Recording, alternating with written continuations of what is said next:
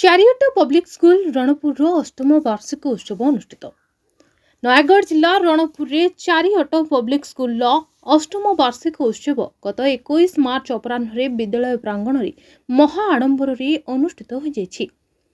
मुख्य अतिथि भावे विशिष्ट आईनजीवी तथा पुरी एमपी प्रतिनिधि प्रियव्रत पट्टनायक, सम्मानित अतिथि भावे ब्लॉक अध्यक्षा निर्मला बेहरा, अवसरप्राप्त अतिरिक्त ब्लॉक शिक्षा अधिकारी बसंत कुमार राउत, अवसरप्राप्त प्रधान शिक्षक मझिया खंड प्रशांत कुमार मिश्र, विद्यालयर प्रतिष्ठाता प्रभात कुमार प्रधान, सुप्रभा ट्रस्ट अध्यक्षा सुप्रभा प्रधान, विद्यालयर अध्यक्षा सुजाता प्रधान प्रमुख उपस्थित रही प्रभु जगन्नाथ निकट में प्रदीप प्रज्वलन कर पुष्प अर्पण पर सभा कार्य आरंभ करते।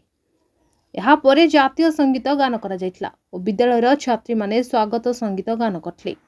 विद्यालयर अध्यक्षा सुजाता प्रधान संपादकीय विवरणी पठन करने सहित अतिथि माने निज निज अभिभाषण में विद्यालयर सर्व उन्नति कामना कर विभिन्न उदाहरण माध्यम छात्र छात्री मानक उत्साहित करते।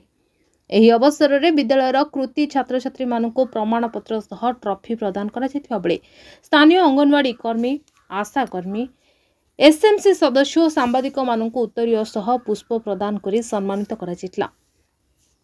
भाष्यकार सुभाष कुमार बेहरा, संतोष कुमार साहू, मधुस्मिता दास और करिश्मा स्वाई अति सुंदर भाव में मंच परिचालना करथुवा देखा मिलता।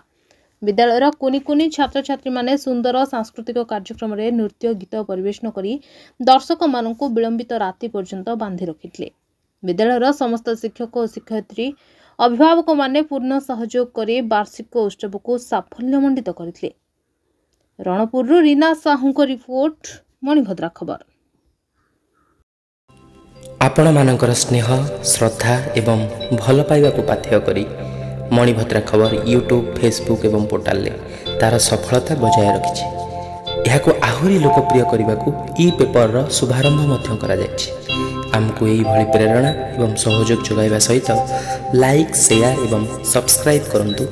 मणिभद्रा खबर, संपर्क जनतार।